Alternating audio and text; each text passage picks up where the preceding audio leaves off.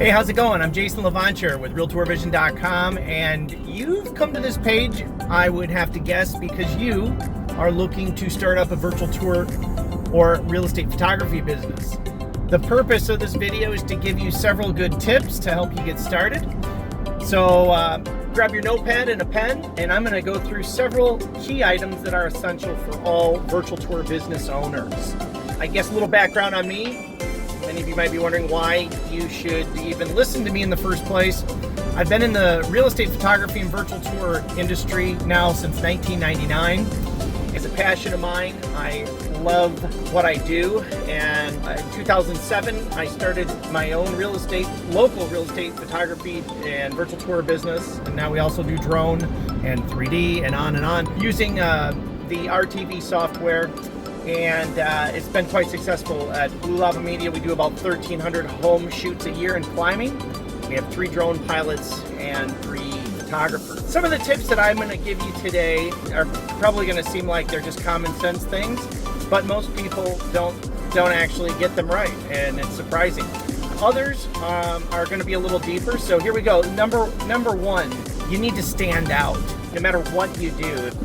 More than likely, if you're starting this business, and it's right now in 2020, virtual tours are more in demand than ever before, okay? And so are real estate photographers, as well as aerial drone pilots. So you're walking into probably an area that's gonna have more than one person in your area. You're not gonna be, if you're the only person, you're lucky, and it may be, but there's very few areas like that left in the United States or even Canada. So if you are lucky enough to be the only person in your area, that's great, but it's still important to stand out. So one of the things I'm going to tell you is make sure with your name, your domain name, and everything you do, it's got to have a nice sound to it. It's got to have a ring to it. There's nothing wrong with using your name, but there's also nothing wrong with, say, Banana Panorama or something silly, or something that's got a nice rhyme to it like that. Just make sure it's not too long or complicated. Don't use a play on words. Don't use something that's sounds like it's spelled one way, but actually you spell it differently. That's no good. Pick a .com, okay? .com or bust. I've said that for years, and I'm still saying it. Don't pick a .cutesy. Don't do it. Just stick with the .com. Now, when it comes to your logo, make sure you have it professionally made. No shortcuts here. No shortcuts. You have to look professional. Go pro or go home. There's all kinds of people that can help you with your logo and identity package after you've chosen a good name for yourself. Make sure you have some friends look at it and family members. Now, when it comes to choosing what you're going to offer, obviously you're probably here because virtual tours is one of those things. But I'm going to tell you right now, don't box yourself in. You need to offer a variety of property marketing services so that the listing agent can make one phone call. If you think for a minute they're going to want to have a drone girl, a virtual tour guy, and somebody else that makes their printable flyers, and somebody else that does their property websites, you're nuts. They want to make the least amount of phone calls as possible. So you want to be that go-to. You want to be the catch-all within reason, within your budget. So if you don't have the money for a drone right now, if you don't have the capabilities, purchase a single shot camera or a fisheye lens to do virtual tours, and you're limited to just video and stills, so be it. But whatever you do, you need to determine what your rollout's going to be and start working on your pricing. You want to offer as much as possible though, and as you get income coming in, expand that service offering. You may not be able to do the virtual tours right away because you don't have a 360 camera, but that should be a one of your first short-term goals, just like adding floor plans to your business. Floor plans are easy to make nowadays. You can use a service like Kubi.casa and your cell phone, and you can have a floor plan in minutes. It's a piece of cake. You need to offer as much as possible. One of the things I tell everybody, stop on by BlueLavaMedia.com. That's our test bed for this area. Again, we started that in 2007. Look at some of the things that we're offering. If you have the budget for all of it, go for it. If you can only afford some of those things, like the camera and the fisheye lens, the single shot camera, and the ability to do floor plans and maybe some of the other things, make your funnel as large as possible is what I'm telling you to do. The more you can offer, the more you can stand out and appeal to a wide variety of customers. So you want to have the biggest sales funnel as possible within reason. Don't stretch yourself to where you're doing more than what you should be doing, So think of yourself as a personal assistant on a per listing basis, so that you are that real estate agent's marketing helper for their photos, for their virtual tours, for their listing flyers, for their social media videos, for helping them post it on social sites, maybe getting it more exposure, maybe helping with SEO services.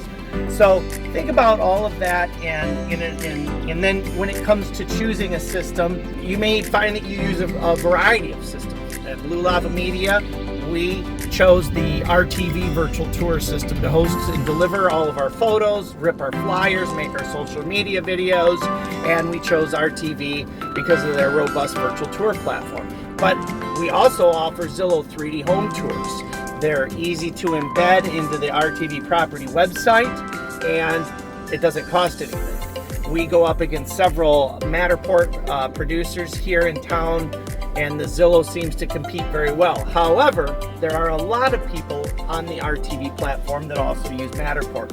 We just don't do it here in this market. So those are some really important things to think about. I think that you should also, when you're setting up your business, consider a stopping point on how much you're going to invest and when you're going to go to market. Don't have failure to launch. So come up with a name, come up with your pricing, figure that part out, but don't overthink it. Get out and start selling. Remember, a real estate agent is the decision maker. They are the one that you're going to be selling to. So you have a product, get your product as quickly as possible in front of the decision makers. Once you're ready to go, if there's nothing wrong with giving one away, but don't give a whole bunch of them away. If you have to do it once or twice, that's okay. There's nothing wrong with that. But don't keep giving your product away. You should have respectable prices too. Look at what some of the others in the area are doing. The national average for a real estate photo shoot is between $125 and $250. Now, there's nothing saying you can't be above that. There's nothing saying that you shouldn't, that you can't be below that. But establishing where you're going to be is very important early on, because you don't have to change your prices. That's okay to do every once in a while, but it's not okay to constantly be shifting them around. Keep your menu simple. I always tell people, don't make it like when you go to a Denny's and you're looking and it's so hard to figure out what you want because you've got moons over my hammy and a zillion scrambles, right? There's too many choices. It gets ridiculous. Keep it simple. Keep it simple, stupid. Just keep it really simple. Have 2 or 3 photo packages. Have your add-ons. Think of it as a menu. Remember, you can't list a house in this country without still photos. And even in Canada, you can't list a property. So that is going to be real important for you to keep in mind, that still photos are the foundation of this thing, with add-on twilights, add-on drone, add-on flyers, add-on virtual tour, add-on 3D home, add-on Matterport, add-on voiceover, add-on floor plan. Think about the add-ons that you're going to offer as you put everything together. One of the other things that you want to do early on is decide how big you want your business to get. Do you come up with a number in your mind? How much can you handle? How much do you want to work? What are your financial goals? Write them down. And when you get to those financial goals, make a choice. Do you want to hire, or do you want to just maintain? Because I've worked with, in the last 20 years, I've worked both ways. Some people hit their goal, then they stop taking on clients. Some people hit that goal, now it's time to hire. There's a lot of little things to go through along the way, but hopefully some of that stuff helps. And I'm always available to chat. You can stop on by realtourvision.com. Come to some of our webinars. We have been helping professional photographers lead the way in their market since 1999, and we'll continue to do so. If you're interested in testing out the product over at realtourvision.com, we make property websites, we make virtual tours, social media videos, there's lead capture, weekly sellers reports, and more. It's awesome. Fill out the form below and somebody will give you a shout. You can play around with it. There's no obligation. It's a free trial. And take the RTV Tour system for a spin. I guarantee it will impress, and we're here to help. Thanks a lot. Have a great day, and I hope you all find success out there. Thanks.